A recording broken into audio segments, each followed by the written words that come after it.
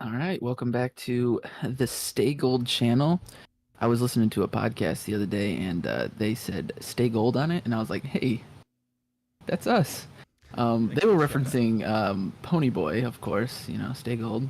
Um, anyway, that's where the name pretty much originated from. So, anyway, either way, I just thought that was a cool little tidbit. I was like, I "Hey, think we did it we first. have Matt, we have Joe, we have Noah, we have me, Alex. We're back again, and we're talking about the man, Michael Mann, the Insider, his follow-up to Heat.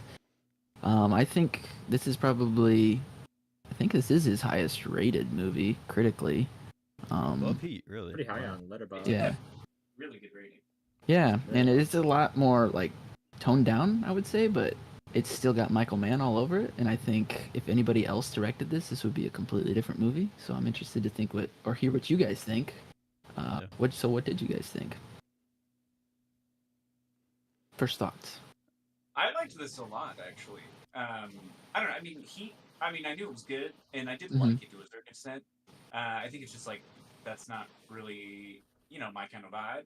But this one did hit that itch that I'm looking for. I don't know. This one, the journalistic work and like the background for like all the journalism shit, I really enjoyed. Yeah, Same. I don't know. I liked this one. Same. Nice. It felt like it took a little bit of like the procedural stuff from Manhunter and then put the journalism, like spin on it. Yeah. So I enjoyed that for sure. It felt very sequential. The characters were super grounded. Yeah. Yeah. Pacino wasn't doing anything too crazy, which I thought was nice for a change. Yeah, right. Only went off book like Yeah. maybe once or twice. Yeah. Yeah. For the most part, he's pretty toned down though. For like You're right. the majority of the movie, He's he was solid in he it. was a completely different character though. I felt. I don't know. I mean, right? Yeah. I don't know. I felt. Oh, like he was a definitely. different Yeah, more Definitely. reined in for sure. More integrity. person. Yeah, I mean, I was buckled in for a slog, and I did not get this movie jetted, and like every 10 minutes, there's just like a scene of gold that just like Yeah. keeps you fucking coming back for more. And yeah, really enjoyed this movie. As of now, I'll say it. I think this is Mann's best movie. I'm gonna call it right now. It's tough, yeah. I mean, so the way I was watching it, I think it was after, obviously the beginning, I kind of got the buzz because it's just a blindfold, but it's like, this is labeled as a thriller or a docudrama or whatever, but this is an action movie. It felt like an action movie, the way man like sets everything up. I mean, from the very beginning, you're blindfolded and you're, going through these streets. You don't know what's going to happen. Why is he blindfolded? And then all the action moments or the thrilling moments just felt like action sequences. I don't know if that's just because that's what man I does. kind of feel that. Like specifically, I was thinking of when his name's Jeff. What's his fucking name? Russell Crowe. Jeff fucking Wygand. Yeah. Is driving back to his house and he sees a dude like walking around the house. Mhm. And it's at the point where like he's basically like, oh fuck, like somebody's at my house and like threatening my family and shit. Yeah. And like just that sequence of him like running in the house because he thinks like somebody's fucking there to kill him and his family, and then you find out it's just like security guards. But like that felt like an action sequence to me. I don't know. Yeah. Or like that shit was gonna go down. You know? Yeah. Instead of like ramps more up. than just like a thriller. Yeah, So- another scene that kind of harkens to that is when he has to run out back when there's somebody in the yard. Mhm. And he finds like the Yeah. footprint. It's like it dips into like horror, but the horror thriller, it becomes Yeah. very fast and intense. Yeah. Yeah. I also, one thing I know, like, it's so interesting with these older directors and how they like bleed into what we watch nowadays. Like, I feel like, I don't know if Vince Gilligan has ever mentioned it, but I feel like he's definitely a Michael Mann fan. Either that or he's just an Al Pacino fan and loves everything Al Pacino does. Because, like, I don't know, this felt like a lot of Breaking Bad core. At least a lot of this Mann stuff does. I mean, I know Scarface is one of his big influences, but even down to Wygand being a chemistry teacher who's overqualified, and I don't know, it just felt like, I don't know, the way he sets up the drama to be action, that's like how Breaking Bad works, and it's just good. He's got good the stuff. two sides of like the coin too, with the crime and Right. the cops in that Yeah. show too. The structure is kind of similar. I also felt The Wire. I'll just keep Yep, saying felt words that of as well. fire on this I podcast. was wondering if it was because I was like, this feels like they're gonna say something about The Wire, Yeah. and just Oh, yeah, you because knew. Yeah. I know how much you guys have talked about it before, I was like, It's funny you mentioned that. I did tell Sarah that, like, The Insider, I'm like, we have to watch The Wire now, because after I was telling her about The Insider, I'm like, it is in everything that we watch these days. Like, It The really Wire is, is in the blood of creation of, media. I don't know. yeah. I think after I finish Mindhunter, I'll probably move on to The Wire. I might as well Nice, just get man. it out of the way. The Wire Do or it. Dexter? Yeah, right. You're talking maybe Yeah. Dexter. Either one's a good one, but The Wire is just kind of like, The Wire's peak television. it's so something good. else. Yeah, but like it all stems from some of this, like, bones definitely stem from Mann. I mean, Yeah. I feel like The Insider, the investigative stuff is there, but it's also like the perfect mix of a crime investigative movie, like you're saying, like this action feel. It's like somehow like perfectly a combination of both. It's kind of got some magic. And what's also cool about it is, like, normally, like, for example, I guess Spotlight would be, not to step on double feature, but like something similar to this. Yeah. Is Spotlight, and you know what they're investigating and what their journalism is about. So, like, the whole time you're rooting for them, but like you don't get what Wygand has until like halfway through the movie when he finally does his 60-minute interview with Plummer's character. Can't think of his name in the movie, but like you're kind of wondering, like, what's the big thing? What's the big Right. Like, what is big the juice tobacco that thing everybody's that scared about? right? Yeah. So I feel like that helps with like the pacing and like the whole action tension of it all, where you're just kind of like, what does he have? What's the big get the cat out of the bag? I don't know. Yeah. Which is really cool. A good cool choice. And like another cool choice Mann made was after the beginning sequence, there's no smoking at all in this movie. So it's like we're not only gonna expose big tobacco, but we're not gonna support them. Yeah. Which I read was a conscious decision, but that's cool. Does Michael Mann smoke? I feel like he does. I'm not sure. And Seems like he made this movie because he felt cheated or something, Like those bastards. Yeah, they did that to me. Yeah. Yeah. He seems like a smoker. I don't know. Yeah, he does come out as fun. But I mean, like, I think it's because one of the dudes in Mindhunter is always smoking. He's like always lighting up a cig. So I was just like, am I thinking of that, or am I thinking of this movie? Because I've been watching like both a lot. Manhunter smoking all the time, right? That's what. Yeah, that's true. Yeah. So, I feel like he's in that vein. And I have to pose a question. It's kind of a tongue twister here. You ready? If Michael Mann wasn't a man named Mann, would Mann have made Mann movies? Mann.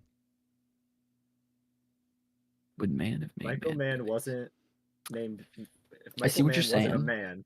Named Mann. Would Would he have Mann made- have made Mann movies? Mann. Yes. Really? I think this is what he knows.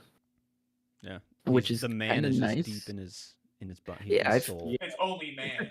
Yeah, he has like this pocket of Doesn't need like a name. I feel like he's also just like I could be wrong, but I got this in the last one. Like this dude's romantic. Like he is like this passionate dude. Because I mean, he was married once before for a short time, but he's been with the same woman for like I think 40 years now. And like all these women, I don't know what his idea of a first date is, because all his first dates are kind of fucking crazy or like brutal. A diner where he just like stares at the woman Right. for a while. Yeah. He's like, "What's your fucking problem? Actually, let's go on a date. Can you do that? You want to get coffee?" Yeah. So, yeah, I feel like I don't know. He's got this thing that he knows, and he harnesses it pretty well. Okay. For sure. I mean, I like all his male characters. I don't think there's any of them. I mean, obviously he has the duality throughout his movies, but I think his leads are pretty compelling characters. Well, that's why he makes man movies extremely well, So it's like, I don't think he would have made these movies if he didn't have the name Man. I'm just gonna say that right now. Yeah. He had a great male role model. His father was around. And he had the name. You So bastard. what else do you need? Yeah. No, but good on him for like committing to what he knows. Like the manly, like gruff nature of all these characters. Like there's a reason why like people love that type of movie. And he makes it well. So So you think it was his destiny, being given the surname Mann with Yeah. 2 N's? I It's think his like destiny in to his fulfill. childhood, he got like made fun of or something for the last name Right. Man. He's like, I'm a fucking I'll show them. I'll show them I'm a man. Like like something like that. You Yeah. internalize that. Yeah, his shit, whole life's work is just like undealt with trauma from his childhood. About his 100%. people making Who's the fun man? of him. Who's the man? I'm the man. I'm the man. That's why he's doing so much Shit. coke. That's how he hyped himself up. Right. Yeah. Right. Yeah. But yeah, I mean, back to the Insider. I kind of forgot that Pacino was in this movie, so when he popped up immediately, I was just like, oh shit, yeah. Like I didn't expect it, so it was nice little surprise. Yeah. All right, I have a question about Pacino for you guys. Is he wearing a wig or is that his hair? Well, Dude, I don't know. I was wondering that too. Really? I think that's his hair. That's At the beginning, I'm like, that's a wig. But then as the movie went on, I'm like, no, his hair just has a life of its own. It's just so different than his hair in Heat. I know, it's crazy. So I'm just like, what the fuck happened? Like, I mean, I know, like, they can change his hair, but like, yeah, it's only 4 years. I thought Russell Crowe had a wig on at first, to be honest. Yeah, I think he has like some makeup and shit. I think they tried to age him up a little bit. It seemed like for sure. I'm gonna give it to him that it is his hair, but I feel like around this time is when Pacino might have been struggling with the hair. So they had to boost it. I mean, his hair looks fine, and Once Upon a Time, you can tell it's thinning. That's my only other reference for like his hair kind of looking normal again. Because there was this movie and there was another movie I watched with Al Pacino. I want to say it was some 13 is kind of in between those, and he's got like a dye job or a wig in that one. Yeah, super black hair. Yeah, real hair. Yeah. But his character kind of fits that in that movie. So, yeah, his character. I didn't even fucking recognize him. His character. Tan to the max. 100%. So another question for you in the Al Pacino vein: whose movie is this? Is this an Al Pacino movie or is this a Russell Crowe movie? Ooh. Yeah, I don't know, because I feel like it's like right down the middle, like kind of equal. Well, Russell Crowe did get nominated for Best Actor. Pacino did not. Supporting. Did he get nom for support? Pacino didn't get nominated at all. Wow.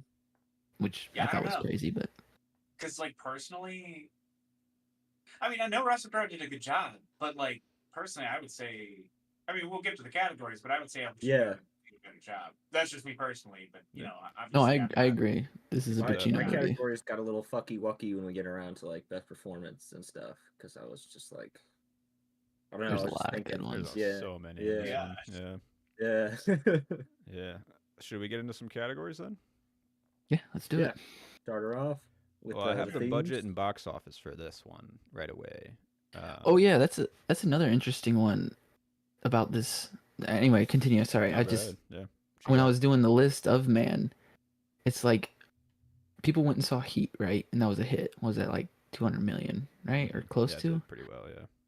And then like this docudrama comes out, which Spotlight was a hit, so you think, oh, docudrama's always a hit, but then, I mean, what's the box office, Matt? It was like, yeah, 60? The budget was 90 mil, which is actually kind of high, I feel like, for 99 and from this what type I'm seeing of for the movie. budget, at least I'm on Wikipedia. It says 60. It says a range from 68 to 90.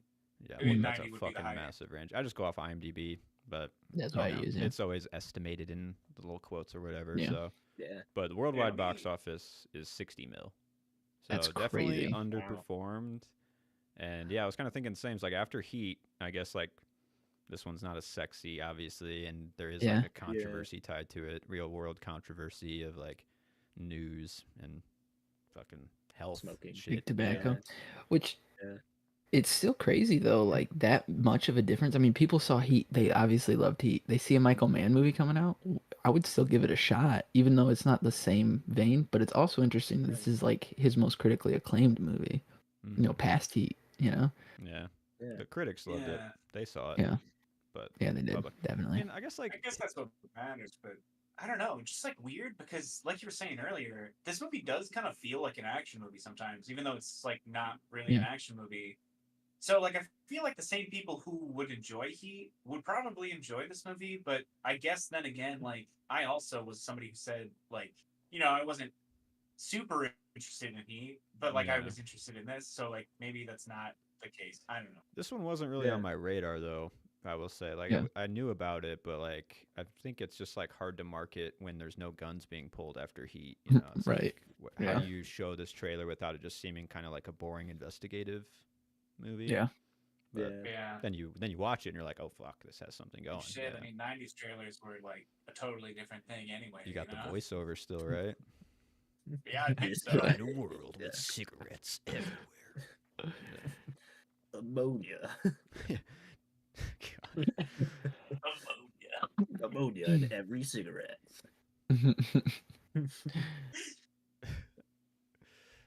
Movie. Oh yeah, so that's the budget box office. But also like Manhunter, these movies, I feel like Mann's more of a critic darling in general. You know, like his movies aren't that big. Heat's maybe the biggest, so like it's interesting. I think he has his pocket of like he like lives in the 80s through his movies still, even though they're 90s movies, except for what, Manhunter and I guess Thief.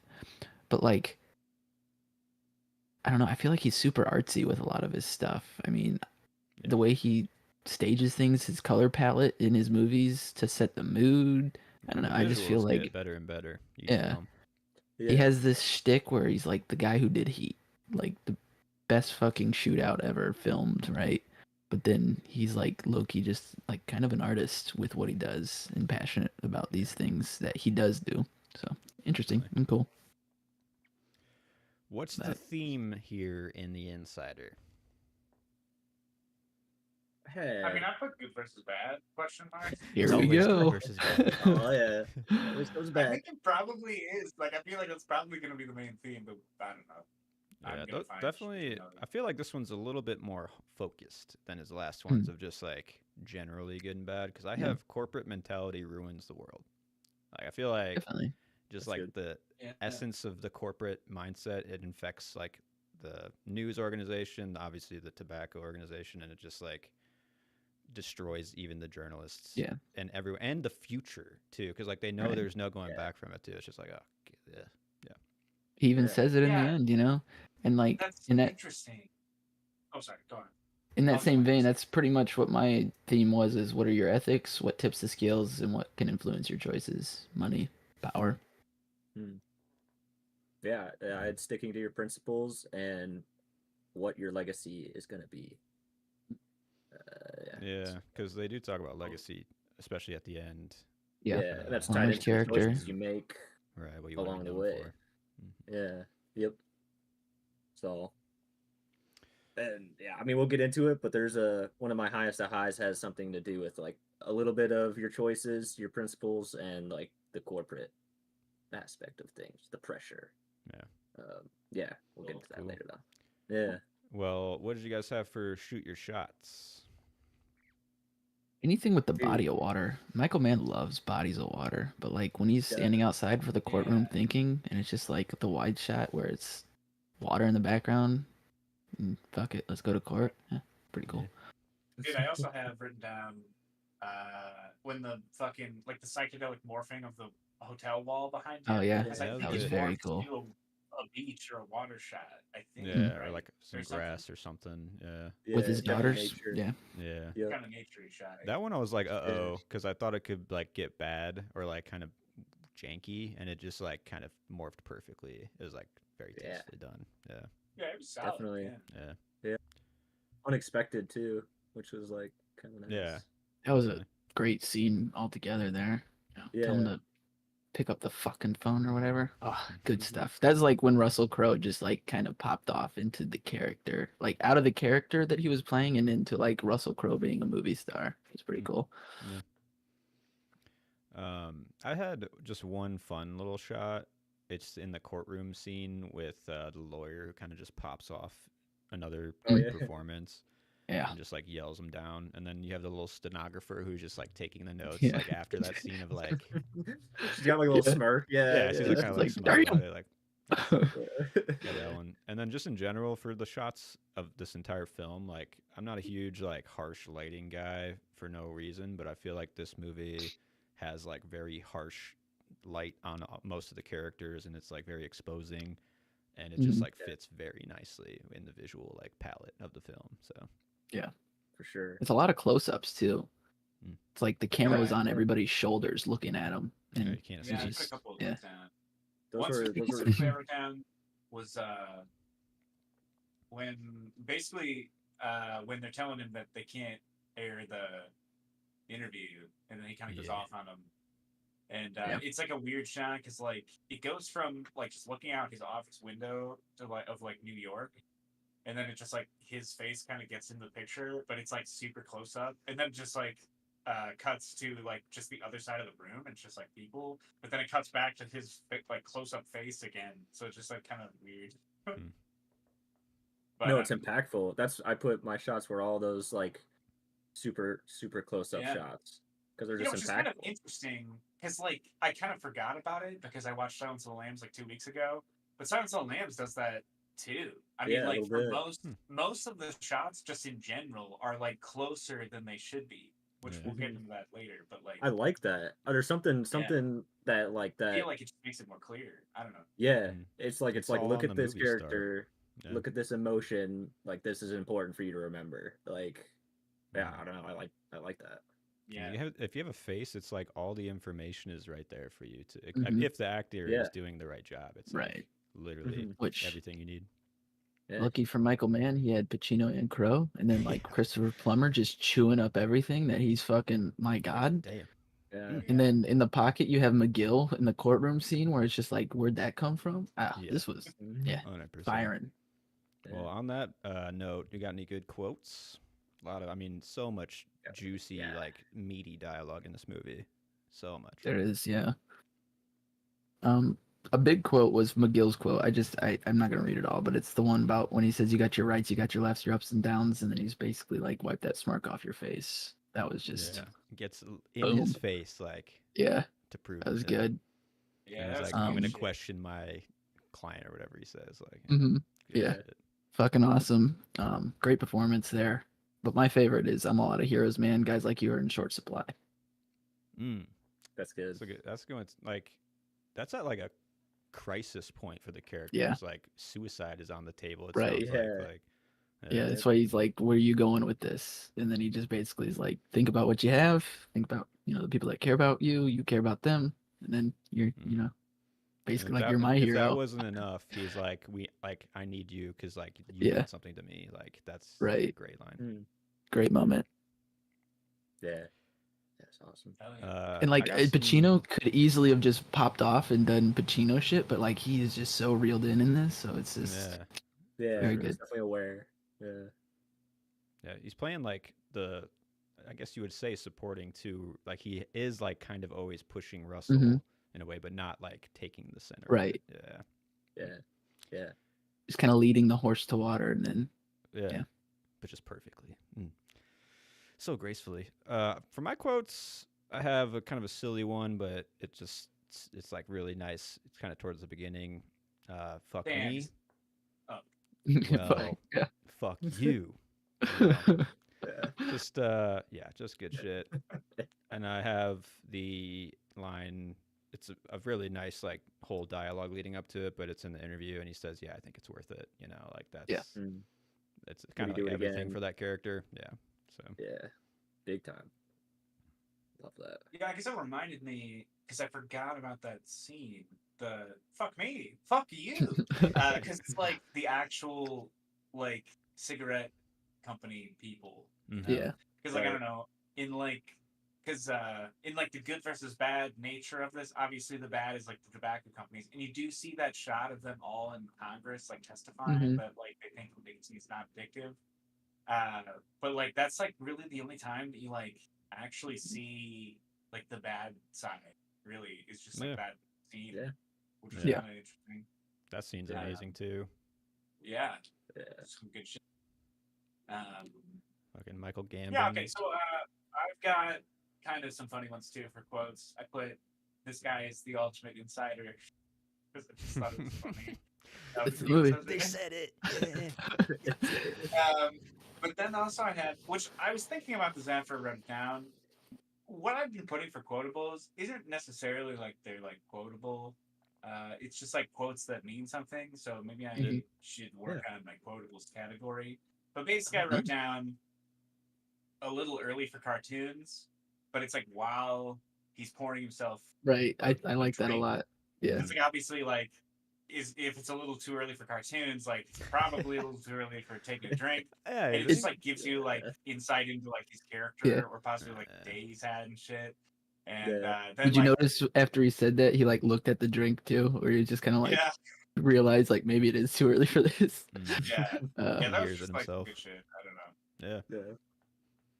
No, I like a good quotable one, and then I like a good like meaningful one too. So you gotta have that mix. Nice to just have a handful, you know. Yeah, I mean, I almost took there's like the one where what's his name Plumber like pops off in the newsroom, talking about how he's been there for 50 years and ruining the integrity of the channel and all that. And then Pacino does something similar before that. I was like, man, I could take either of those just because they're amazing writing and amazing rants. Yeah. But I did the one where I think it's where Wygand, they're all kind of meeting and having dinner. And the wife finds out that he's going to do the interview. And he's like, who the fuck are these people? And he's like, ordinary people under extraordinary pressure. What do you expect? Grace and consistency. I was like, damn. That was also on my short list of good moments, good things to say. Yeah. That just honestly like half real. the things that Pacino says are like just incredibly true. Of like, it's just like you can't just like argue against a lot of the things he says in this movie. Yeah, and that's another thing. Like someone tries to blame him for like leading Wygand to do all this stuff. He's like, no, he wanted to do these things. I just was there to like, I don't know, kind of help him and encourage him. But he never not once made him do anything. Which is true. And I mean, he's like he cares for him. You know, he doesn't want to just like use him. Yeah, and you could tell that from the very beginning. You know, because that's just what he does, and he has actual integrity as a journalist. Before, 100%. Obviously, before the fall of other folks, right. But and the line of quotables, did you catch the reused line from his other movies? From Thief, no. Where he's getting Japanese dinner with Russell Crowe, and he says, "Did someone else walk in this room, or are you talking to me?" Shit. Just like in Thief, when Can said, "Somebody else walk in here." Yeah, I do like that. I like that use of like that kind of idea or that line. Nice. Man running his greatest hits over and over again. He plays the hits for sure. All right, on the performance review. I mean, holy fuck! I think we just go down the line of the actors in this movie. Yeah, honestly, but I agree. I mean, I have Al Pacino as the note I want to make about Al Pacino is like he's never looked better than when he's in a Michael Mann movie. He's never given the like shine as well as he is in a Michael Mann movie. Like his eccentricities, the gruff manness. I feel like it's just like perfectly harnessed by Mann. Yeah. Honest, I could agree. I haven't seen that much else, but other than kind of Scarface the only and roles I like him in are these Michael Mann roles. I'm not saying that like he's not good in other stuff. I guess really I haven't seen him in a lot of stuff.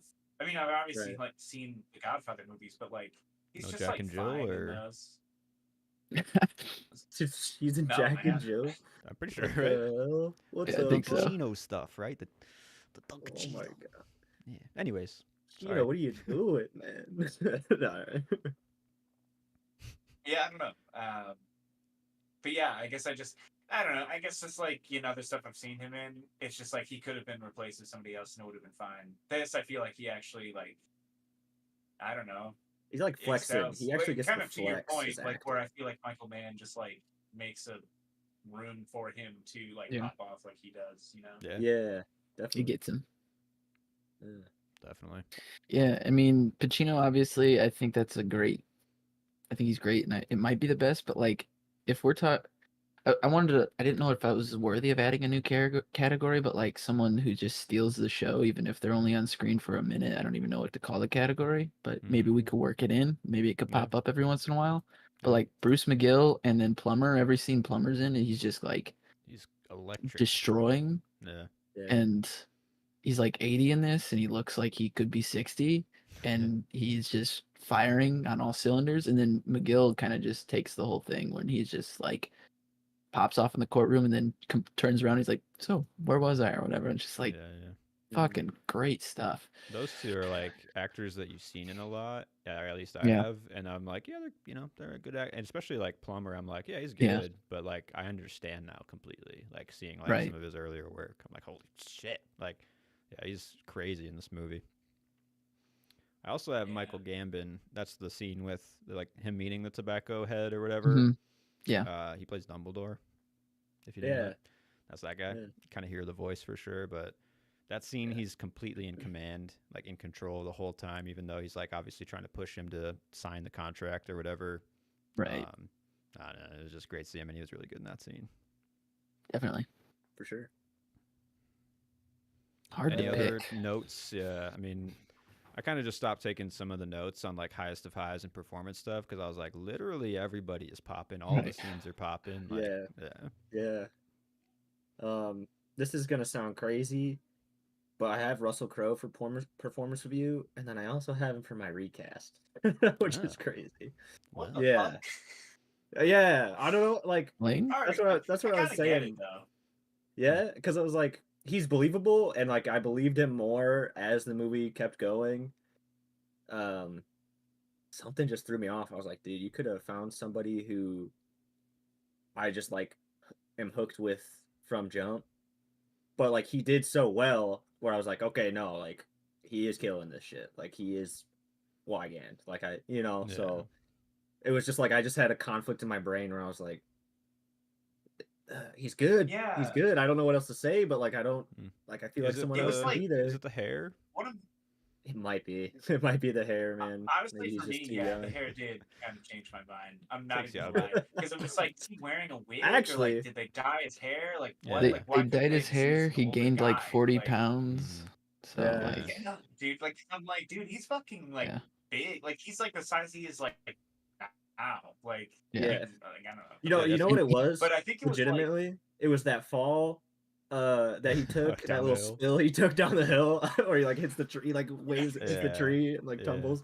I was like, all right, that's the recast. Oh no. he Should've brought the plays stunt guy in. Gladiator after this, by the way. So like, Dude, that's what's he looks so like Really? sickly and not. Yeah.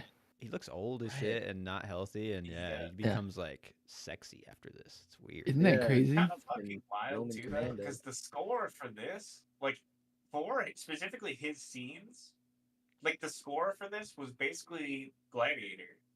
I'm telling you, it feels like an action movie. Every time Russell Crowe was doing something, I'm like, is he gonna get in a shootout that I like is gonna come out of nowhere here? Like, what the fuck is happening? I mean, he almost blew a hole in a raccoon, but damn. Yeah. He's got 3 guns in his safe. He's packing. right. He could. Locked and loaded. Yeah. For recasting, I only had one person, and it's the wife character. I didn't even know That's who I had as well. Yeah. Yeah. She does like her job, and I'll get into some more nitpicks about the character later. But yeah, could have had a little more depth there. Yeah, and that was she's my only recast, which it's not like she's doing a terrible job. I just don't think she had a lot to work with, but it's also like this is a true story, so it's like some of the decisions she makes feel weird to me, but how can you judge that because it is what happened? I just wish there was more to like tell me why it happened. I don't know. A little more three-dimensional. That's all I needed, but rather than just I mean, the company or whatever. Yeah, and Mann has done this in his past movies where he like knows when to get rid of like the characters instead of like the men being like, no, I can fix this. They just kind of are like, I'm out, peace, and the dudes are like, damn, all right, time for me to lock in. Your life, you know. Yeah. Right. Yeah.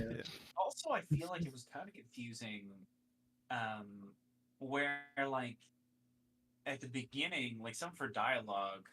Oh shit, am I? Okay, You're good. Sorry, I didn't It's know just it was getting now. chunky every once in a while. Gotcha. But yeah, I didn't know if the wife, at the beginning, when he told her that he got fired, her first reaction was like, "Oh fuck, they're gonna like lose the house and lose their medical." Yeah. So like, it kind of seemed like also her leaving him might have just been about money, but I didn't really feel that when she did actually leave him. Because I felt like when she did actually leave him, it was more about like protecting her family, I guess. Yeah. I don't know, but maybe it was like a combination of all of them. But like, I don't know. I just feel like those two elements, or like those two reasons for like leaving him, kind of don't really mesh that well. But like, I don't know. Yeah. I mean, I Yeah. get it. Being in her shoes, the first domino fell when he lost his job, and she's of course stressing out because they have this giant house. They have a daughter who needs, insurance.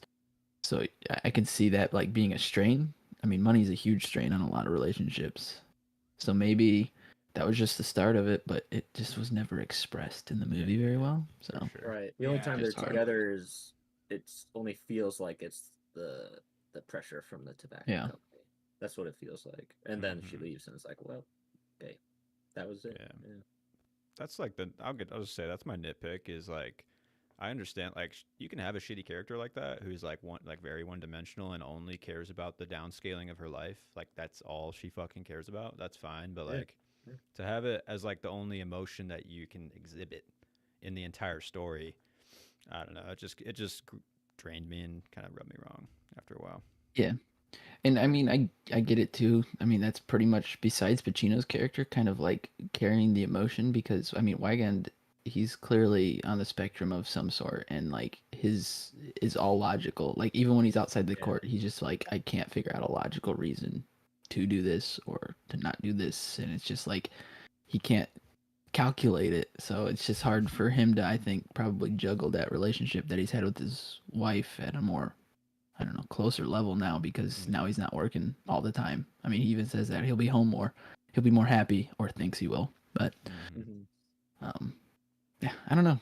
It is tough. It's tough. That would be my only recast and nitpick as well. Is just that character, but I can look past it because the rest is really good.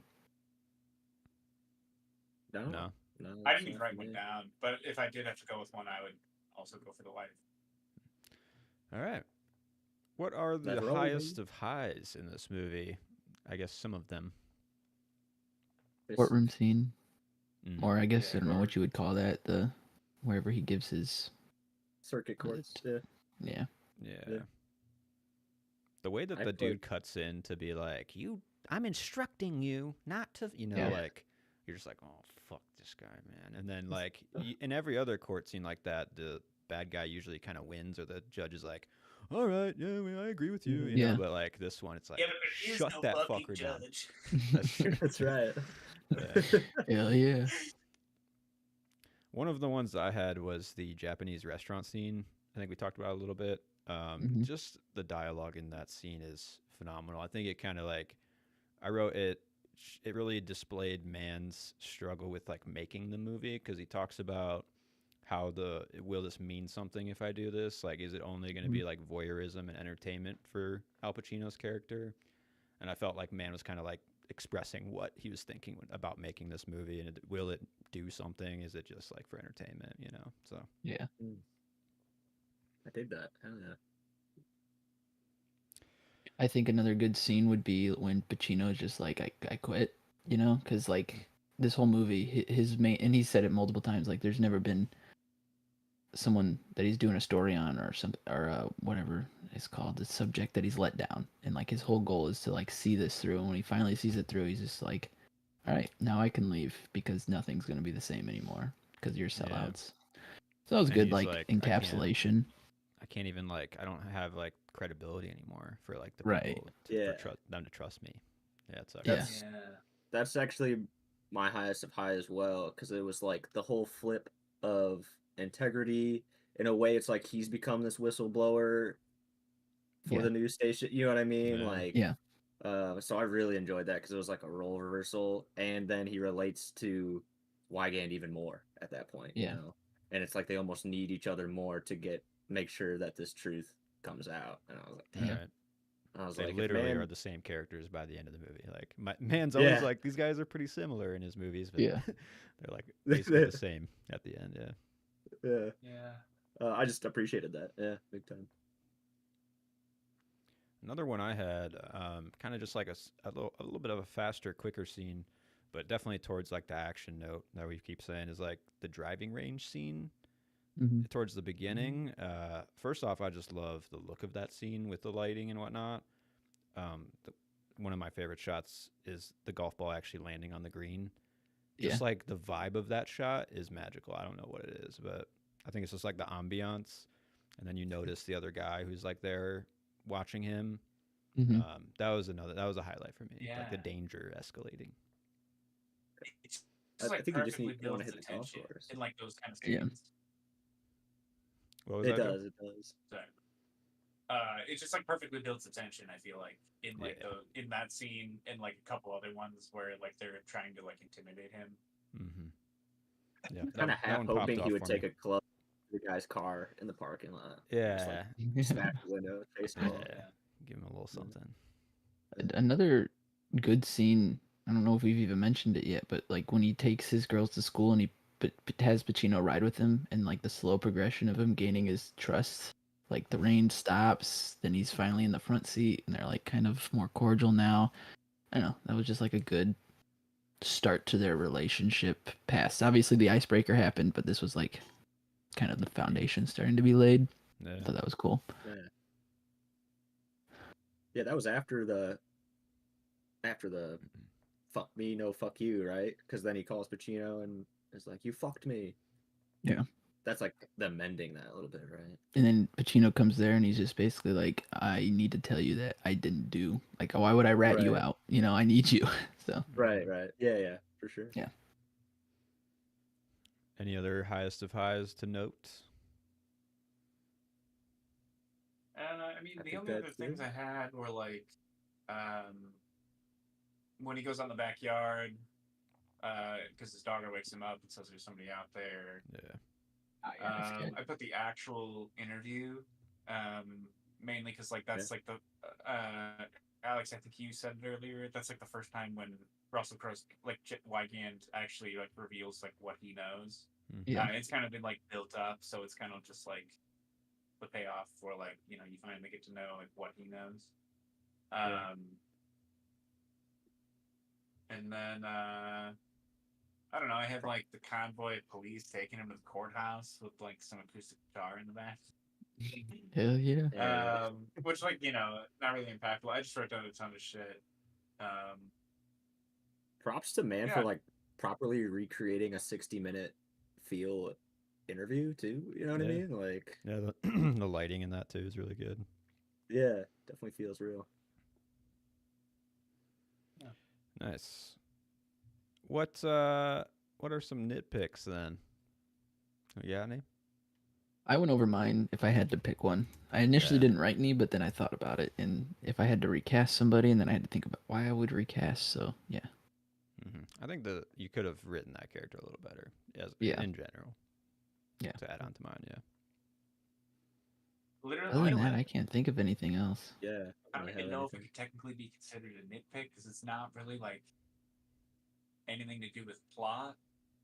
Like literally, I just wrote down.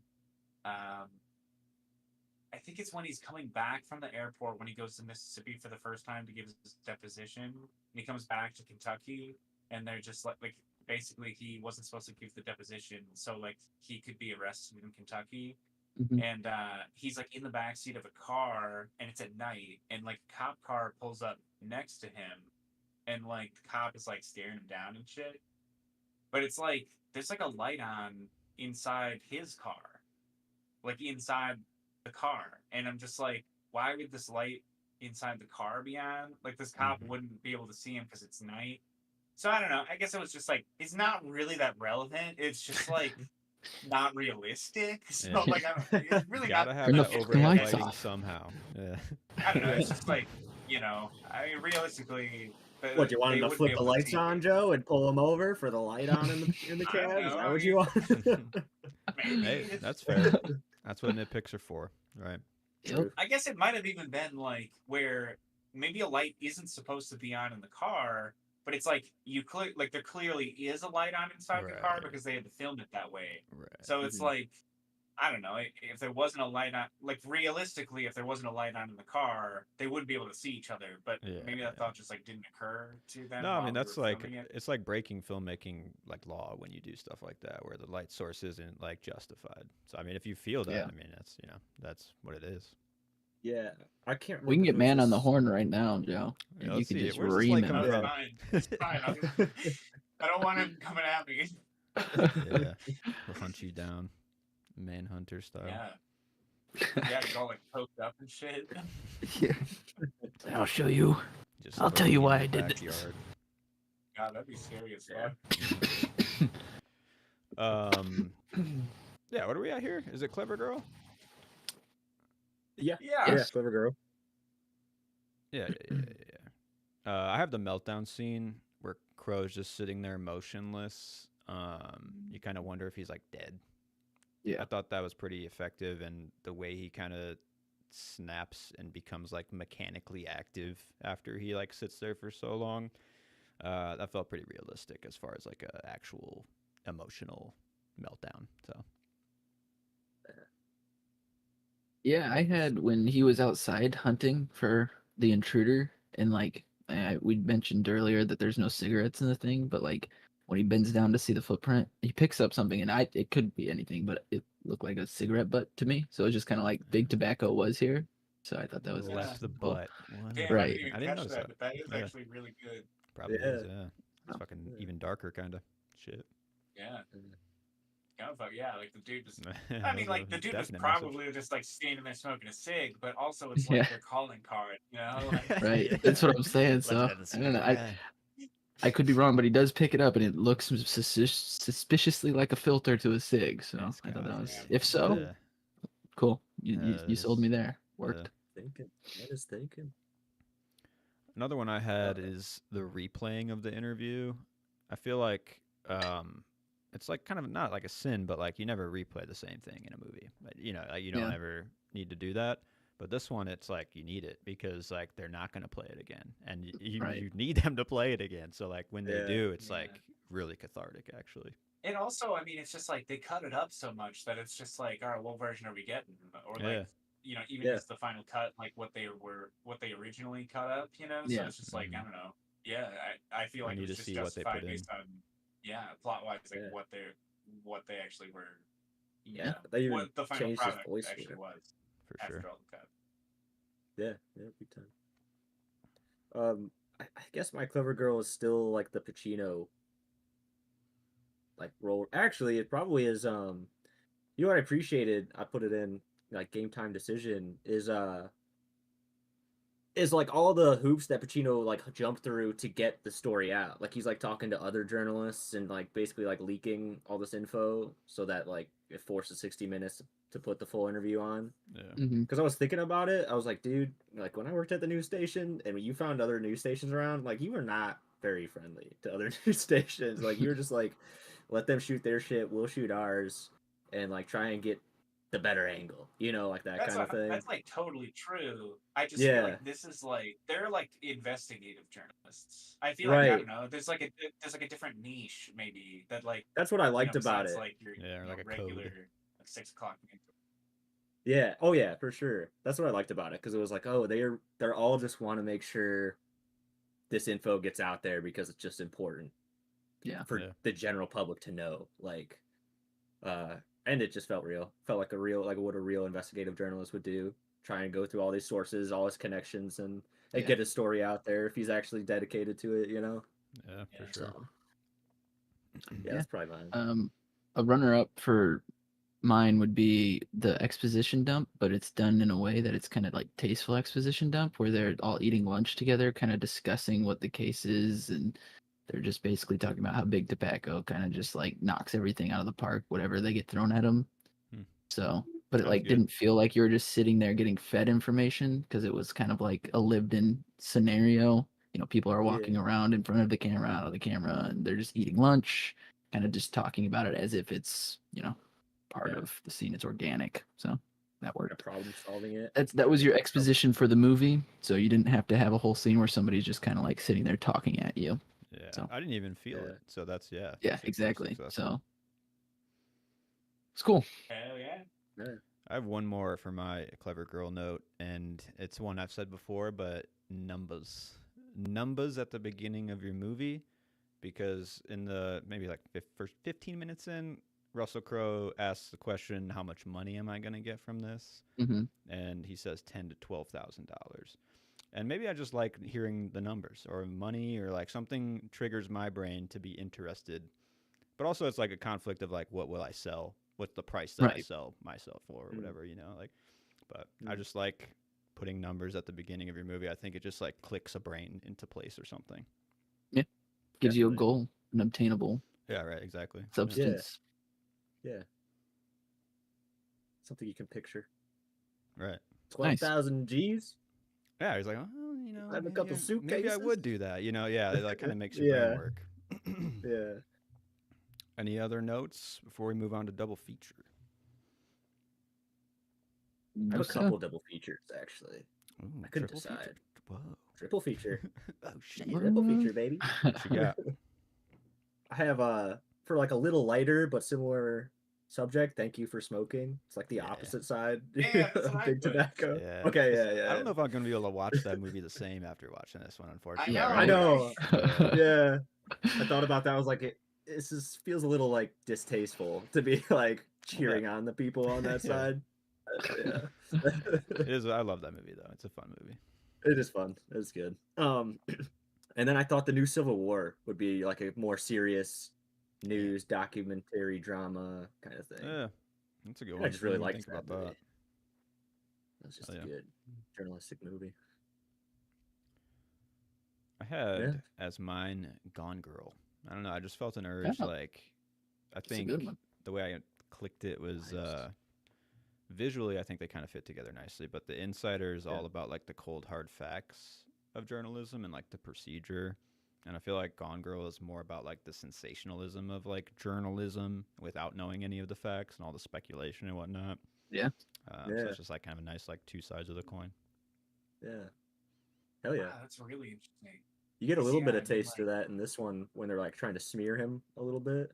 Yeah. But Gone Girl is definitely like modern Right. sensationalism for sure. Yeah. Yeah. Yeah, I had Spotlight would be like my real answer, and then my fake answer would be Inside Man, just because I get these two confused based on title picture of the poster. So One's black, one's white. That's how I'm yeah, picturing them right now. I for some reason I'm like I thought this was Inside Man when I was going into it, and I'm like, nope, this is a different movie. But I'm pretty sure Inside Man is like similar, where it's got the two leads, top and bottom of the Yeah. poster. So They're kind of just like Yeah. in the middle of like a void. Yeah. haven't seen the other one, so maybe I'll watch it in Check out inspiration. Inside Man. I think you'd like it. That's a Spike Lee, yeah. Mhm. Yeah. Okay. Yeah, there's kind of some like top bottom screen people thing See? like, shots, you know. Confusing of for a guy like me. And it's inside, like fuck. Yeah, the word inside and Right. nope, just kidding. There's no man on the other one. Michael Mann. And then now there's There we that go. movie Inside with Defoe too, see? just to making it worse, man. Yo, My Inside God. Out. They just want to Inside. fuck me. Mm-mm-mm. So many movies. What do you got, Joe, for your double feature? Oh, I had just thank you for smoking. Oh, okay. Okay. Yeah, for sure. So- Yeah. That's It's a good pick. So could a TikToker watch it though? No, dude. So, I put it what's been- I two. don't know. That's also what I put. It's been fun this week playing these movies because it's like showing my scale in real time of like the kids' attention span during the Mission Impossible movies. Yeah. And if Yeah. they can't hold an attention when the people start talking, then I'm like, maybe I've been too generous on my TikToker rating. So I'm at a 2 on this one. Do they just like check out once dialogue starts, or like what's the Yeah, It's pretty not much. a TikTok AI voice explaining what's explaining the happening. scene? So. Yeah. yeah. It's like Ghost Protocol, for example, it has like less action sequences. So that one they were just like they were in it for the action sequences, but then when they started just having conversation, they were just kind of like, all right, back to what I was doing. Wow. So what are yeah. they doing though? Like what's better than that for them? I have Yeah, a movie in them. class. I have a bunch of colored pencils and stuff, and they've been drawing pictures. So Hey, you know what? Yeah. Can't be that mad, I guess. If they're yeah, as long as Doing they're something quiet creative. and it's not acting like crazy people, I'm happy, you know. But Think I wish he's they would fucking- do listen you to the tell dialogue. them like, here it comes, he's about to get on the plane, like he's Oh holding yeah, on, yeah. like, No, I give them play-by-plays. I'm like, guys, let me tell you about this scene real quick here. Or yeah. So one of the kids is drawing like a fucking Picasso level art, and Alex rips it in half. He's like, no. What you're seeing this is is art. Tom Cruise. This is art. All right. Yeah. Shit. Real art. My note for could a TikToker watch, I gave it a 2 out of 10, and I was like thinking about what they would say, and I was like, so are cigarettes like one-time use vapes? I think they don't even know like what cigarettes are. That's what I was just gonna say. Like it's like I don't know what are they on, like Juuls or some shit, or just straight up vapes. I don't know. There's It's no like, tropical mango flavor, so Right. yeah, It tasted like it's just like a nicotine? different era. Yeah. You know what I mean? Yeah. Like yeah. It is crazy because when I looked up, I forget. I think I looked up can nicotine cause cancer or something, and like it gives you the AI gives you this long response, and instead of cigarettes, it uses vape as its example. So like cigarettes aren't even used as like the example for smoking anymore. It's vape. I'm just like, well, wow. All right, 1 out of 10 now. Yeah. So like, I don't think kids fuck with cigarettes. I think their parents do. I mean, first thing in the morning, my room smells like backwoods, which for me is like, this is good. I like this. Yeah. But It's like a backwoods, you know, yeah. so but the kids, I don't think they fuck with cigs. I think they're more of the vape kind of kids. So this is off topic, but when I'm at work, sometimes you do like the curbside deliveries. You know, I bring out groceries to the car. Mhm. Dude, when you pop that back trunk and you just get a good old whiff of the reefer, I'm just like, skunk. Hell yeah. like nice. Cool driver right here. It's the way to do your shopping. Yeah. Sequel, prequel, remake. I literally just could not. My brain like couldn't come up with an answer. Yeah. Same. The only thing I was thinking of was kind of related to the like these TikToker remarks about the fucking vaping, because I'm just like, you could kind of make. I mean, if they took down some kind of vape company, you could make a remake, but like, or like a new version, you know. But like, I don't know. The kids that got fucking popcorn lung or whatever. It's like that story or whatever. Yeah, like it would have to be based on real events, but something like that, you know, where it's like related to vaping instead of cigs these days, you know. For sure. Just to be relatable. Yeah. We'll have that in 20 years when we find out whatever is going on right now that they're doing illegally. You know? Right. Yeah. Yep. Yeah. Yeah, one of us is like the insider. Right. Yeah. Somehow, I don't know. Prop hunt? Yeah.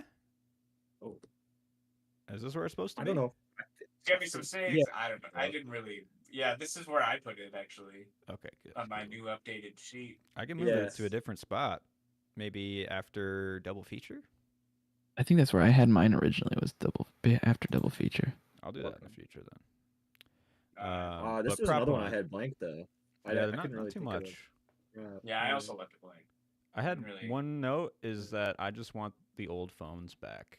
Like you used to be able to slam a phone, dude, and like I just like the tactile nature of I just want it back. I don't know. I thought about that for the cellular ones where you like literally like antenna out, like flip it. Yeah. So fun. I missed the whole like I guess I wasn't alive during the I mean it was late 90s when I was born or whatever, but like I want newspapers back. Payphones would be cool. Cell phones are cool. They're handy. They're nice. But they're destroying our young kids, you know? Yeah. Yeah. I don't know. It's the modern insider. Like this is the societal level destruction now, you know? It's cell phones, not cigarettes. Dude, also just like the quick cut after he leaks the story to the New York Times, and then like you see the New York Times truck with the delivery guy just like hopping off the truck, throws them in there, and then he hops back on the truck. Because like they're just like up at like I don't know 2 or 3 in the morning or whatever, fucking getting that front page story. The fucking papers. Yeah. And like I don't know, that shit probably happens nowadays, but like way less frequently. And it's just like I don't know, like those are the times I want to be living in, you know, not these. Yeah. Guys, we sound like old men. Fucking internet. Yeah, you do. Y'all do. It sounds like. Y'all. It's just like these kids. They come up to me and they ask me about something with my iPhone. I'm like, guys, I'm not gonna lie to you. I use it to go on Letterboxd. I use it to message people and call people. and the occasional IMDb, and obviously the Google search, and like, what? What about all this, that, and the other? I'm like, kids, that's beyond me. You know, like, remember when phones used to be used for certain things and not just like your lifeblood? I don't know. Even like Stuff. I'll take back like just a cell phone that has the little flip keyboard, man. Yeah. Like, you know, like that was kind of a sweet spot still too. Yeah, that was my first phone. Yeah. Yeah. Yeah. Same. Fucking Nextel brick, baby. Born and bred. Nextel, baby.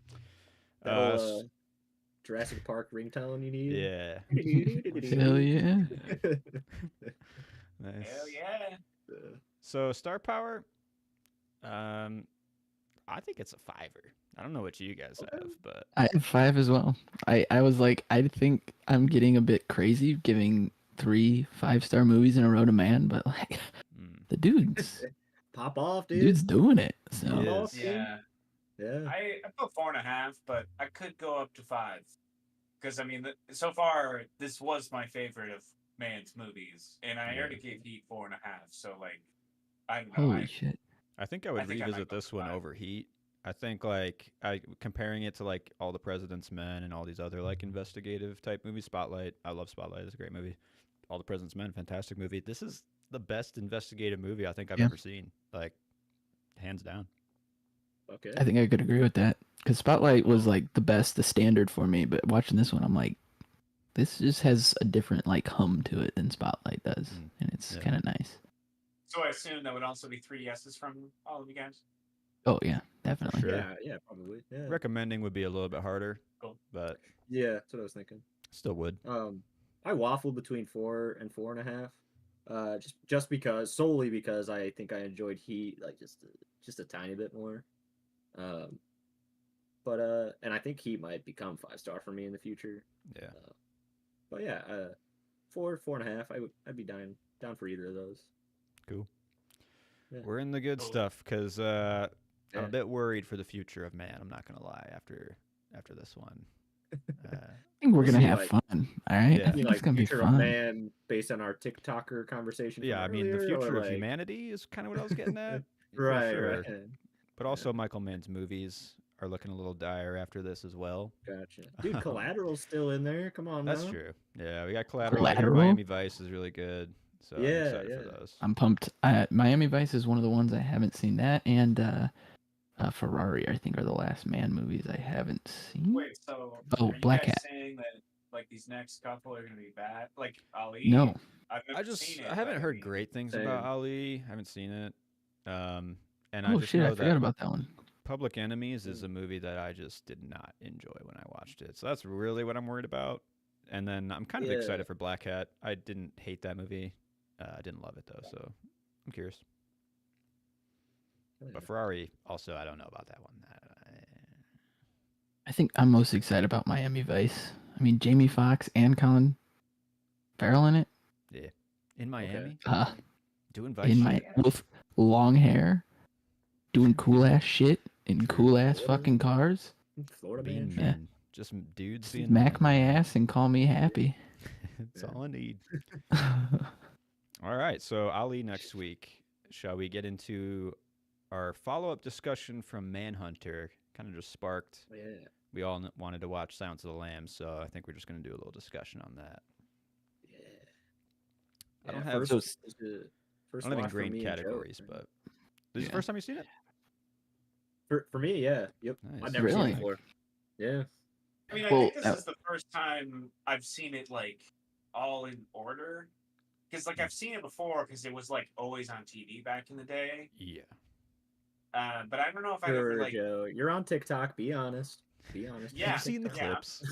The highlights. Not on TikTok. Is she a great big no, fat like person? I feel like I've like seen the whole movie just like All in Buffalo different Bill stuff.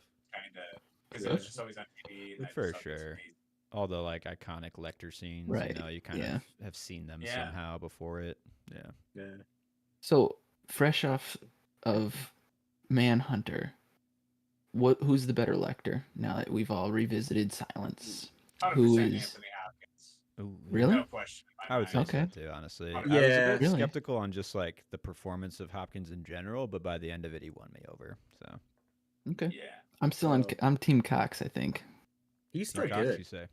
I'm not Yeah. gonna Still really lie. good. After watching this movie, I actually bumped Manhunter's rating down. Ooh.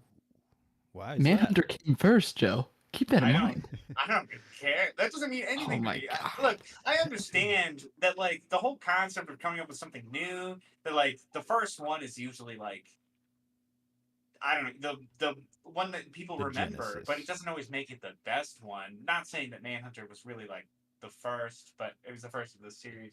Yeah. You getting we got busted, The Joe? police coming for you? Oh Yeah. shit, dude. Joe's getting slaughtered. I'm not even on the What if first his door floor. just Like, That's what you busted get. down right now? That's what you get God for damn it. blaspheming. You blaspheme right. the Manhunter, you get fucked, okay? Dude, It's my Buffalo command. Bill. Alex literally just Yeah. swatted you, dude. That's insane. You get what you deserve, Joe. Damn, hit him on the speed dial. That was It's like a fast. cop's just coming to my door. Like, Put that fucking dog up.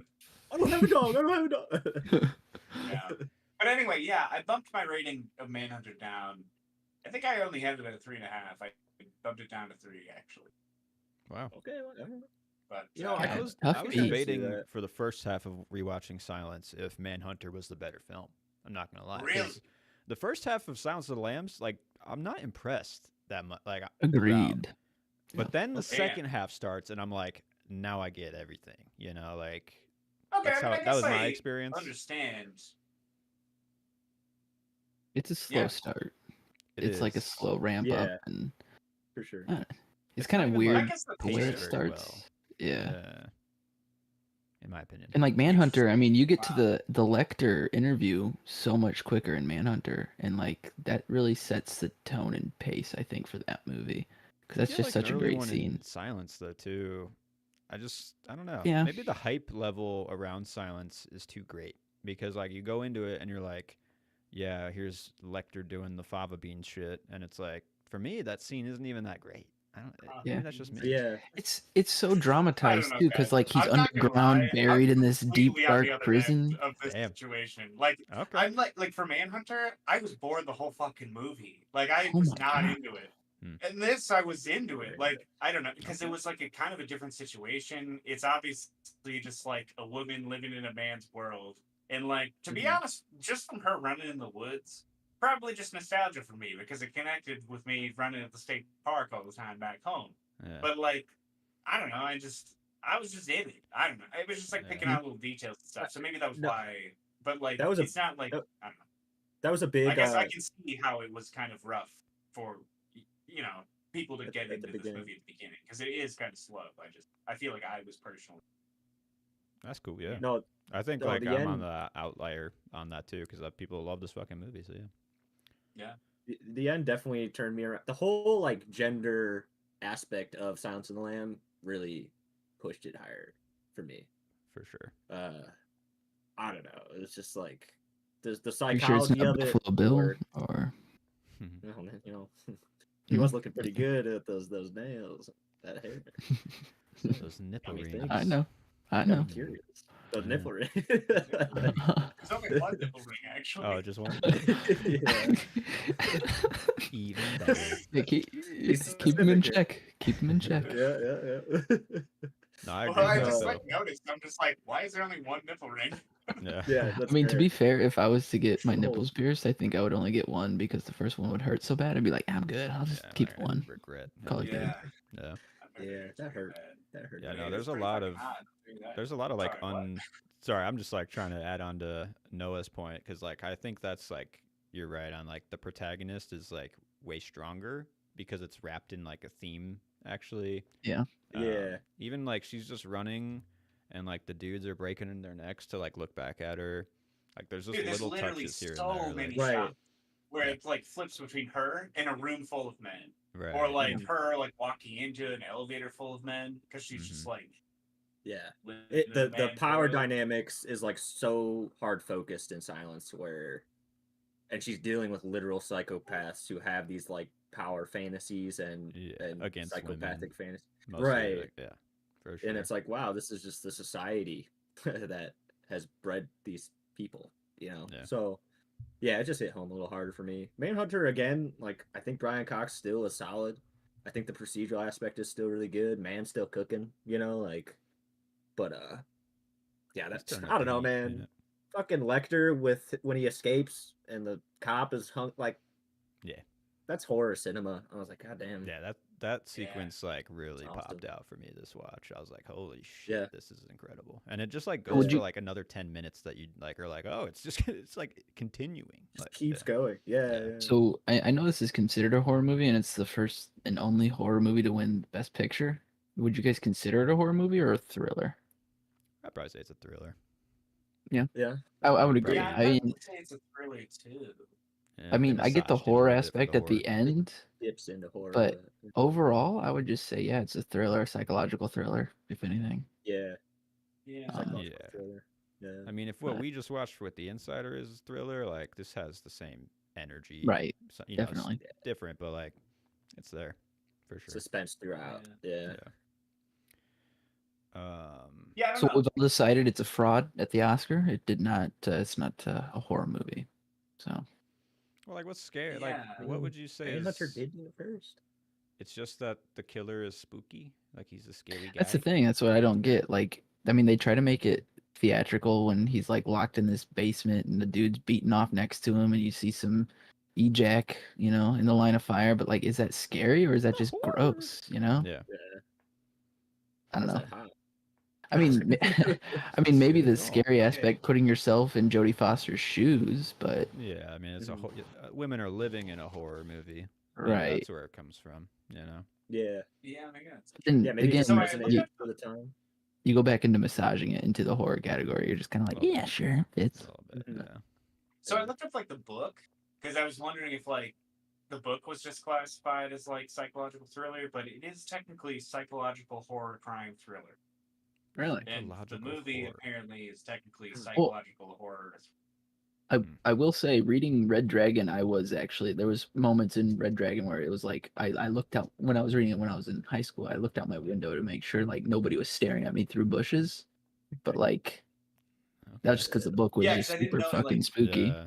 Yeah. You know, That's awesome. because this kind of concept, like if it's made like today with just like serial killers, like would you call Mindhunter a horror show? No, Oh, no. no. That's Because more like of a I don't know, procedural. which I know like Mhm.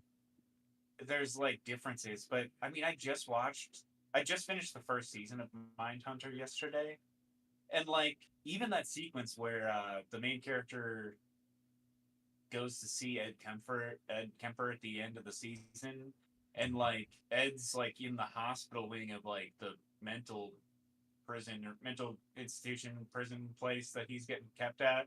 So there's like less security and there's like no alarms that can go off when they're in there. And basically like you see like the two people watching, like the guard and shit, like they just like leave.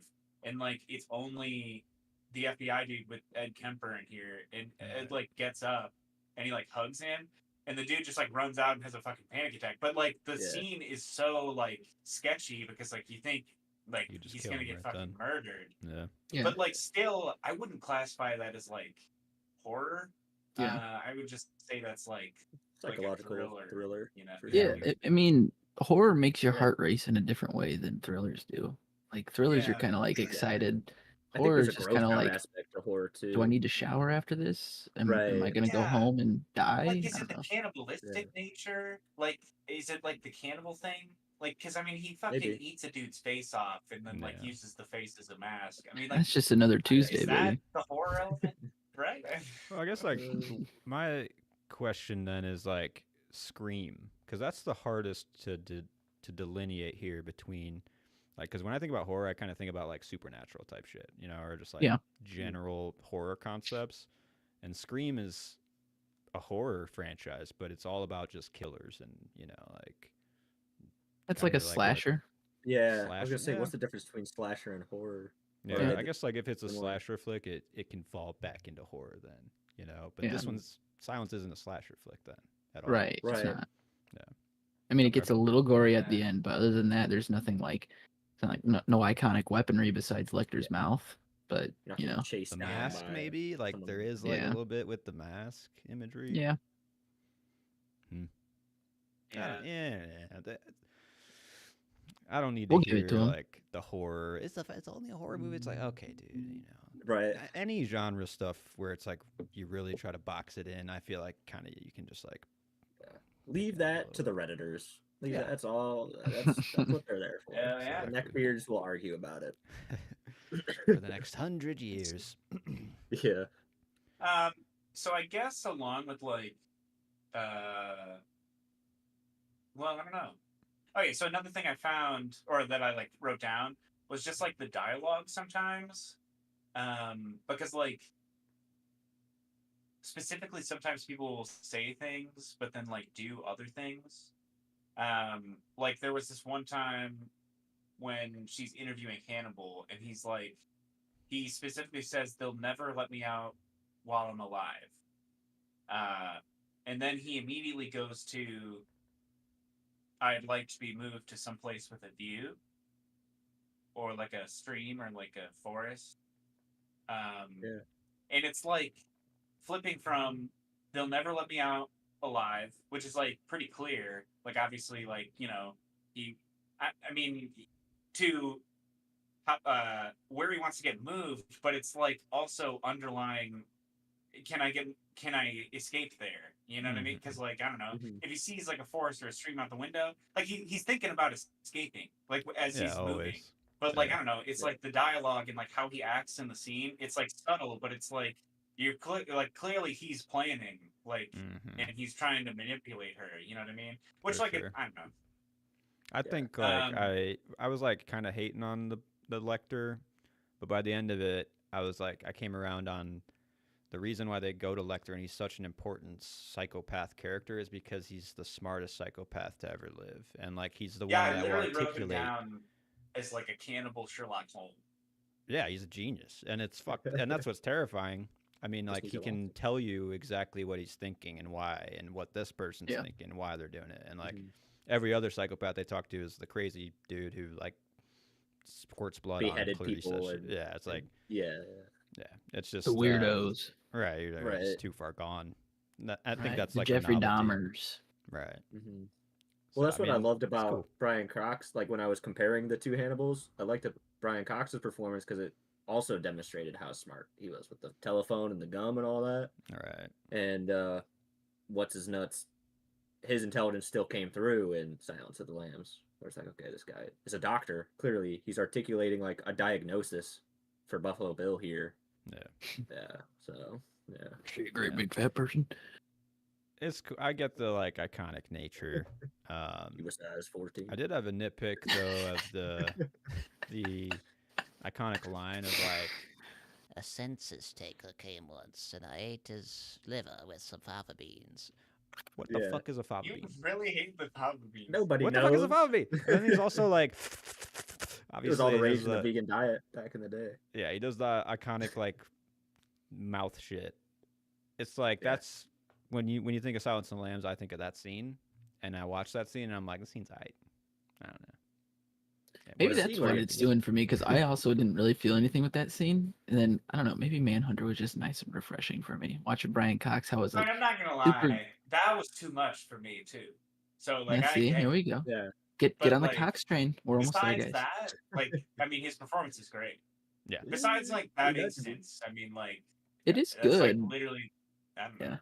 It's not bad. I think I prefer the other.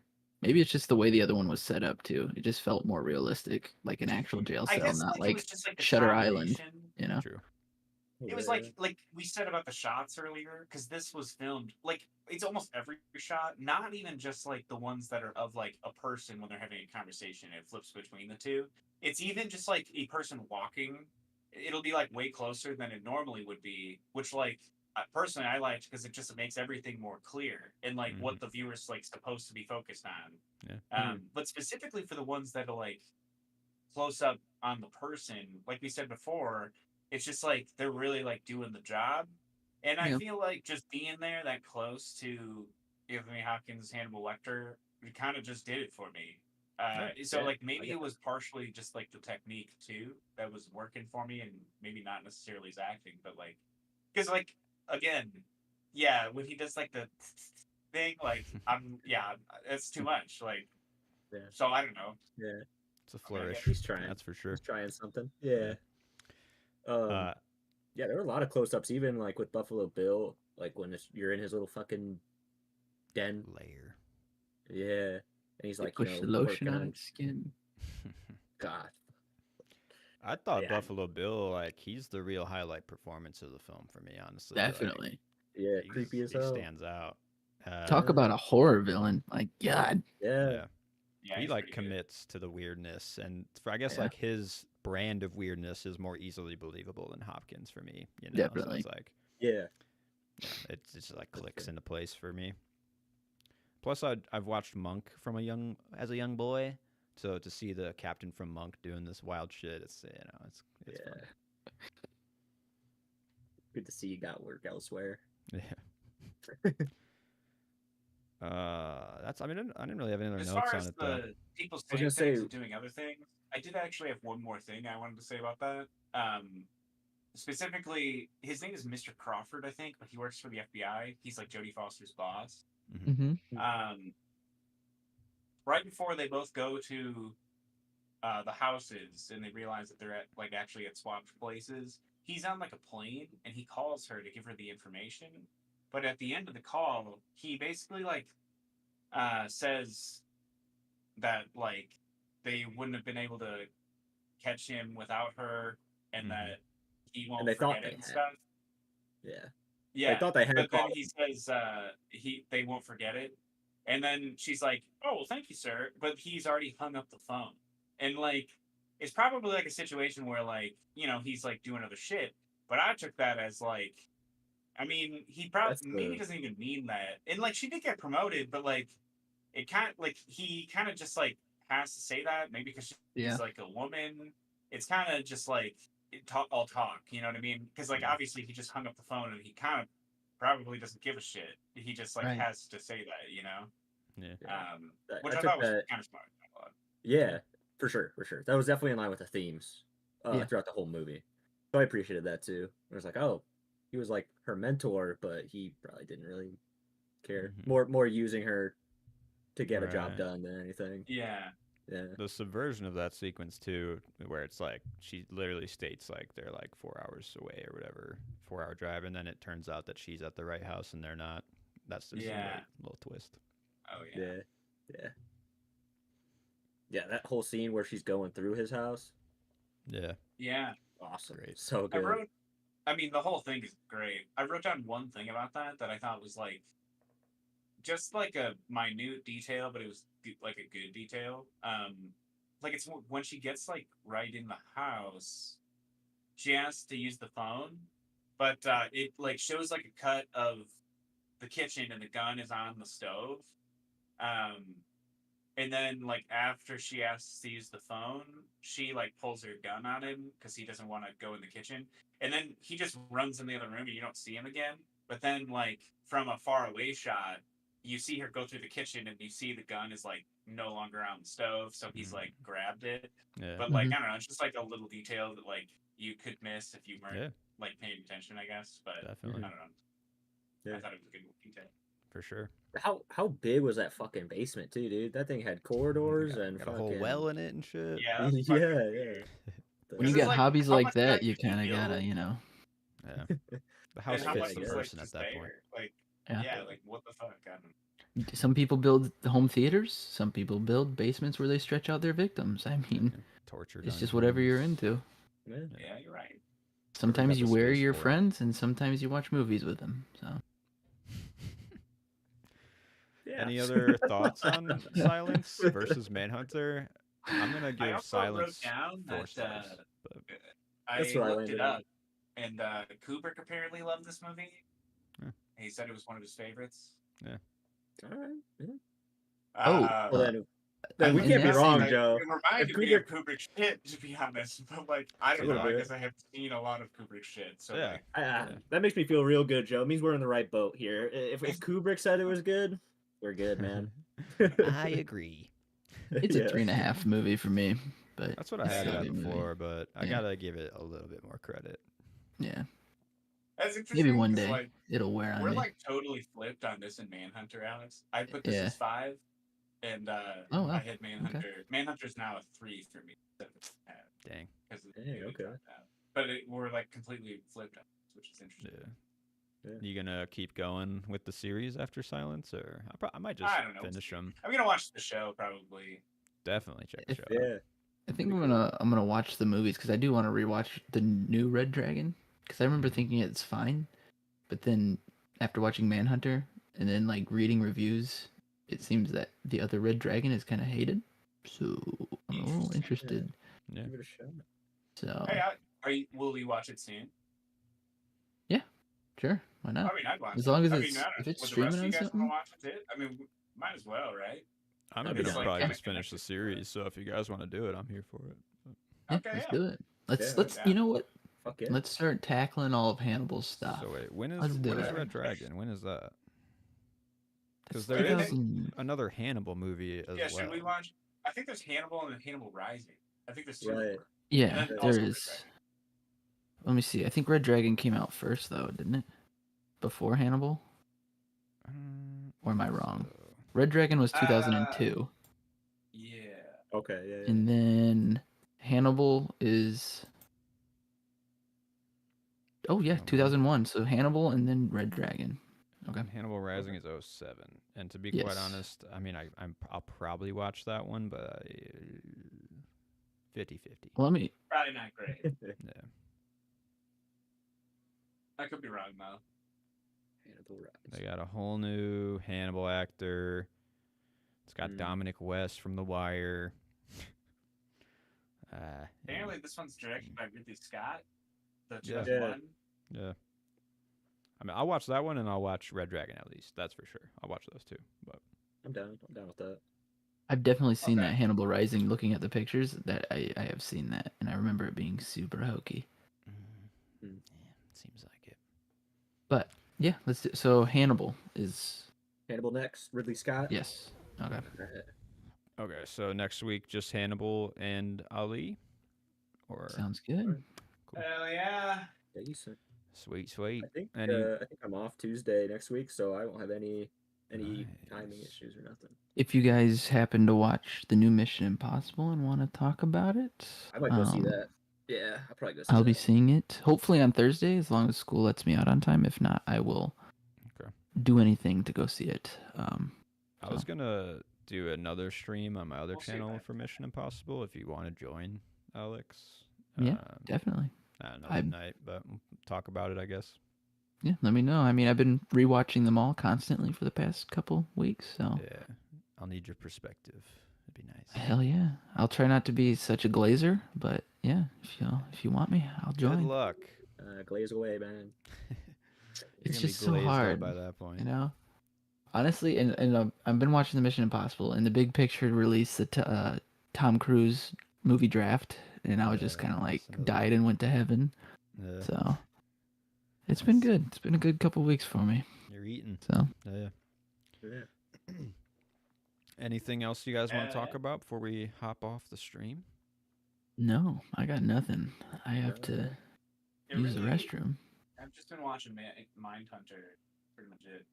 You're in But that it's some good serial shit. killer realm. I mean, like starting in the second season, I feel like there's a different quality. Maybe not a different quality, but it just seems like it's Feels I a don't little know, a like little- I remember it feeling a little like more directionless Yes. in the second season. yeah, it feels a little Yeah. different in the second Yeah. season. I don't know what it is exactly. It's still But quality, also, but 100%. like, I think I was talking to one of my friends, and he said they don't end up catching like the guy they've been following for like the whole show, Yeah. and I guess David Fincher like is not gonna make another season or like won't what it make sounds more like. of the show, Yeah. Yeah. which kind of Netflix sucks. doesn't But wanna like do it, I don't think. I don't know. I kind of get it. Like, I think he probably just wouldn't want to do TV anymore because, Yeah. like, if he's like as meticulous as he is for like movies with this show, then like he's gotta be taking so many takes. Yeah, you like, literally don't 'cause have the I time know to do that it for TV. that's like his thing. He just, yeah. Yeah. Well, he did So, I make don't he know. did direct an episode of the new Death and Robots. So he's doing yeah, that. I forgot that season Oh dropped. shit! I forgot that was out. Have you, Yeah. have any of you guys Check watched? that Have out. you watched it? The new I season. just watched the first 2 episodes. And the Cool. first episode is just like a puppet recreation of a Red Hot Chili Peppers concert. It was kind of fun. I liked it. Yeah. Interesting. Like the and then the second episode is like another. I think they did it before, where it's like the minis. You know, Okay. it's like an animated. In the quick. freezer or whatever the fuck. I I remember that one. Yeah, with I like that. The Ice Age and all that shit. Yeah. Yeah. This one, it's similar to that. Okay. Yeah. I'll get It's like a around to mini that. universe. Yeah. I like that show. It's cool. Yeah. Easy to watch. Think about it this way, Joe. Fincher may not be finishing Mindhunter, but he will be directing a movie written by Tarantino. So with Brad Yeah, Pitt. that's pretty fucking So. cool. Interesting. Yeah, I mean, like, how much better can it get than that? It honestly don't know. Don't know what could be better. Yeah. I mean, put Tom Cruise in it, maybe. That might be better. All right, I don't know. Okay. All right. Oh, shit. Well, let's sign off, boys. Good chat. Yes, sir. We'll see y'all next week. Thanks for watching.